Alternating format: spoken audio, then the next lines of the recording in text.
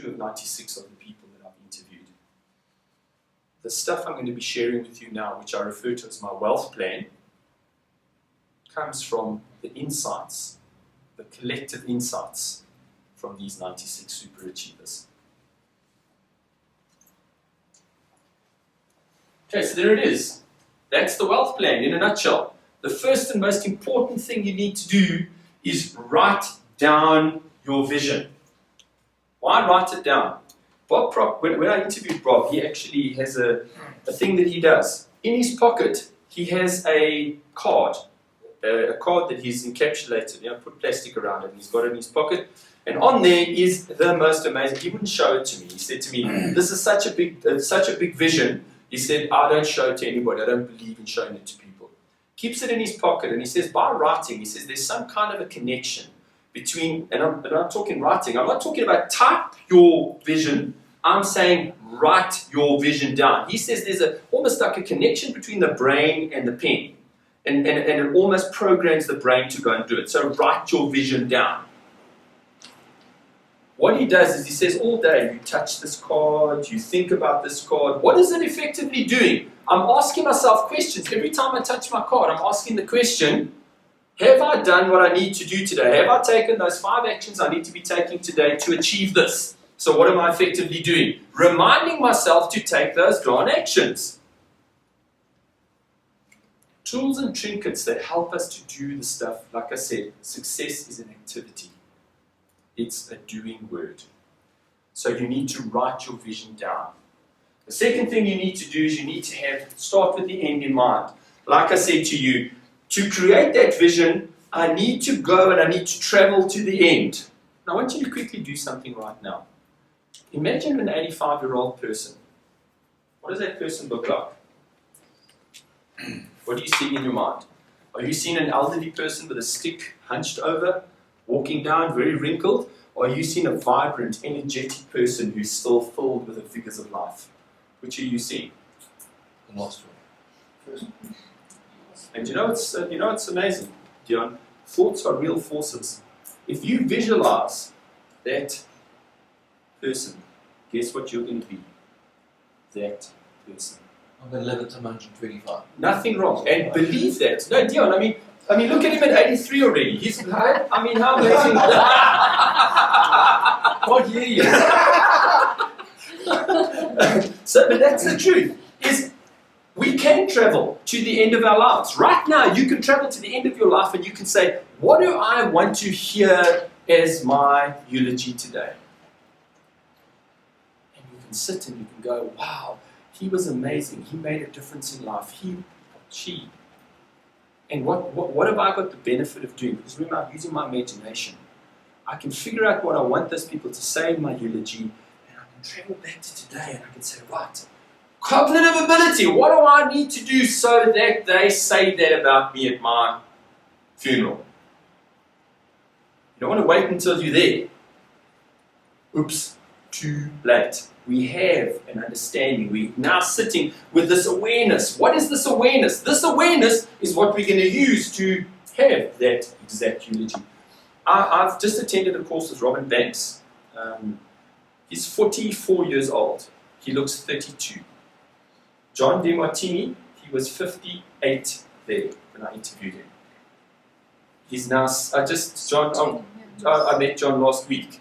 John looks 38, 40.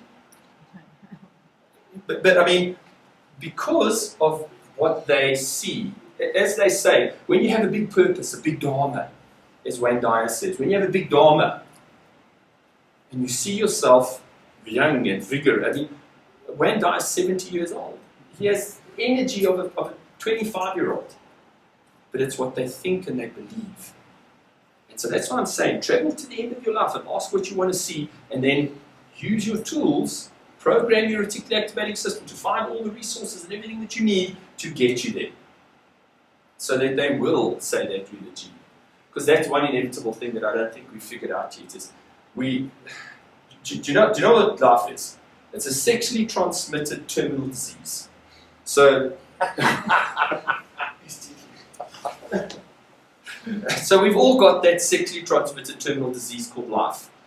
And no matter what we do and how clever we are and how we become enlightened, right, we're still going to die at some point. I mean, it's just that's just how life works. It's birth, maturity, death.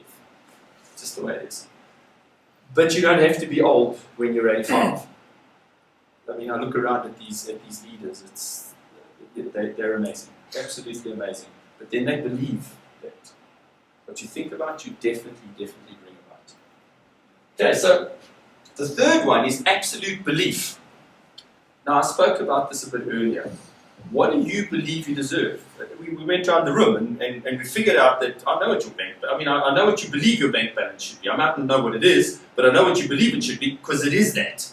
Right? So everything you have, do you know, you believe you can smash your sales target, you believe that you can get out there and get customers, and guess what you do?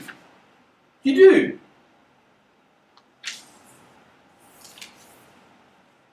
So what do you believe about prospecting? Or what do you believe about going to see customers and closing deals? Do you believe it's hard? Because guess what? It will be hard then. Do you believe it's easy? Do you believe it's fun? Do you believe it's exciting? Do you believe it's enjoyable? Do you believe that it's in your way? Do you wake up on a Sunday thinking, oh God, how am I going to get through Monday? And you can see how that's setting you up for a good Monday. Did you wake up this morning and ask this question? Because remember, the quality of your life is equal to the quality of your questions. You ask this question, what am I going to get from today? Because imagine when you're asking those quality questions. If you ask the question, what am I going to get from today? What's the chances that you're going to get something from today? If you ask the worst possible question, oh God, I was sitting on my backside. How am I going to get through today? What is the chances that you're going to get something from today? So let me ask you that question right now. Let's shift. If you did ask that question, how am I going to get through today? Let's shift and ask that better quality question right now. And let's ask that question, what am I going to get from today? And not only from today, but from this entire training process. As we proceed through the next few months, what am I going to get from this process? And guess what? Something amazing is going to happen. You're going to get lots from it. So please get that mindset out of your head. How am I going to get through the next 3 months? Ask, how am I going to get, or what am I going to get from the next few months? Because when you're asking the question, how am I going to get through, everything's in your way. And when you're asking the question, what can I get from, everything's on your way. And remember, that's where we're headed. Let's have milestones on the way towards that we've envisioned in the future. So just change the questions that you're asking. Start to believe in yourself, because the believing starts the achieving. And if you want to improve the achieving, increase the believing. So you need to believe in yourself. The more you can believe in yourself, the easier it's going to be for you to achieve, have, do, and be whatever you want in the future. And next, we talk about lifelong learning. All of these 96 super achievers that I interviewed, every single one of them were readers. John DeMartini is the exception. He reads in excess of 1,000 books a year. And the most amazing thing about that is you think, oh, how can you remember it? John will tell you, go and read XYZ book. Go and look on page 714, paragraph 3. And he'll literally read the words off. That was a man who was illiterate at the age of 17. He is like a machine. He has an affirmation that he uses every single day of his life, and it says, I am a genius and I apply my wisdom daily. Does it work? I don't know. Look at John. Amazing.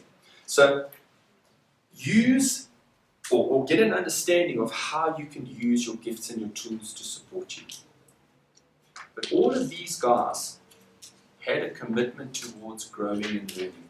And whilst I was interviewing them, they were interviewing me.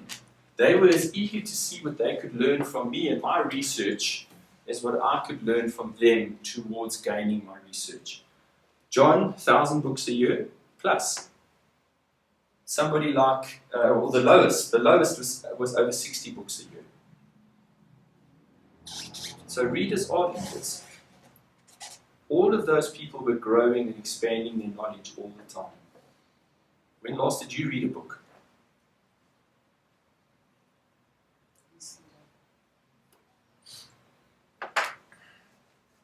Commit to learning.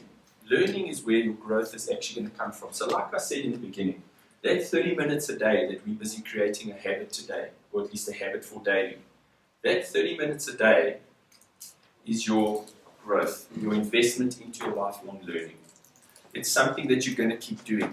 Listening to CDs while you're commuting is not something you're going to do for 90 days and then stop. It's something you're going to continue doing ad infinitum. Waking up in the morning, setting your snooze button, and reading for 10 minutes is not something you're going to do for the next 90 days. It's something you're going to do ad infinitum. Can you imagine 10 years from now when you've read 80 or 90 books because you've just not pushed the snooze button in the morning? Can you imagine how your life would have changed? Imagine if you increased that to 30 minutes a day. 30 minutes of reading. How that would change your life. Can you imagine how 200-300 books 10 years from now would change your life? How much more knowledgeable you'd be, how many more skills you would have. So it's about committing to lifelong learning. That's the secret to success, is what is your commitment to lifelong learning?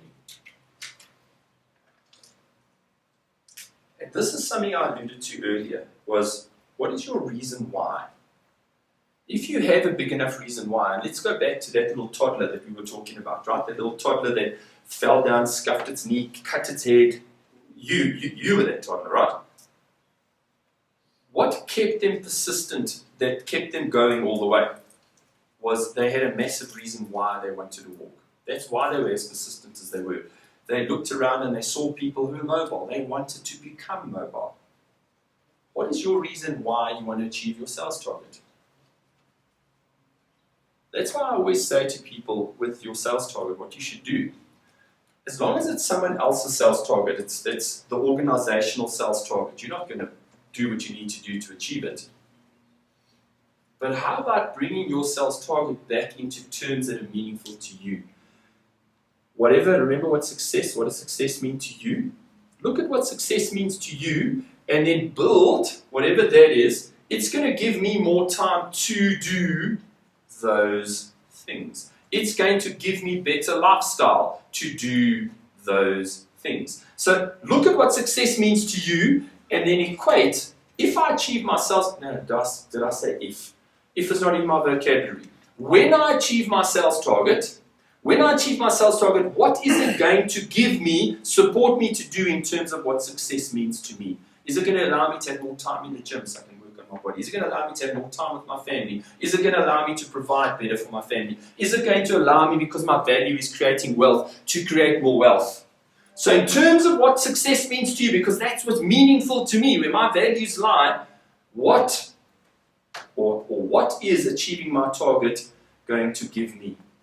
In other words, that is my reason why I want to achieve my sales target. Let me give you another powerful example. Imagine if I had a plank about this wide, okay? About this wide, and I put it across the floor here, and I said to you, for 1,000 Rand, who would walk across this plank? Who's not going to take my 1,000 Rand? It's like, you're kidding. But how about if I took that plank and I suspended it between the Petronas Towers in Kuala Lumpur, right at the top, and I said to you, for 1,000 Rand, who's going to walk across that plank? Any takers in the room? But how about if I took you a wager and I said to you, I bet you for free that you would not walk across that plank once, you would run across it twice. Who would take that wager with me? You're on one building, your child's on the other. This building's on fire. The flames are licking at your child's feet. Would you not run across that plank, grab your child, and run back across that plank? What changed? What changed? Motivation. The reason why. your reason why. You had a massive reason why you needed to cross that plank. So nothing would stop you crossing that plank, not once but twice. So, do you understand why I say it is so crucial to have a massive reason why you want to achieve your sales target? As long as it's their sales target, no drive. But as soon as I can find my burning child on top of the building, what does success mean to me? How do I put that? How can I get more of that if I do this? That's my reason why. Now I'm going to really do whatever it takes to get me there. So what is your reason why you want to have, do, or be, whatever it is? What is your reason why you want to achieve your sales target? What is your reason why you want to become healthy? What is your reason why you want to stop smoking? What is your reason why you want to, you fill in the blank. When you can find that, nothing's going to stop you. Because here's a news flash. Even when you've used your gifts, even when you have a plan, even when you know where you want to go, even when you've programmed your Google search engine, you're still going to encounter challenges. They don't go away. But what does your reason why give you? It gives you the persistence. It gives you the motivation, the inspiration, the drive to keep going despite the challenges. Do you think all these super achievers, all 96 of them, had a smooth sail? They never encountered challenges? Well, I wouldn't say being unable to read or write till the age of 17 was smooth sailing. I wouldn't say working as a fireman in a fireman in 1972 with no education was no challenges. Do you know that if Winston Churchill had have died at the age of 63, we wouldn't have even known who he was?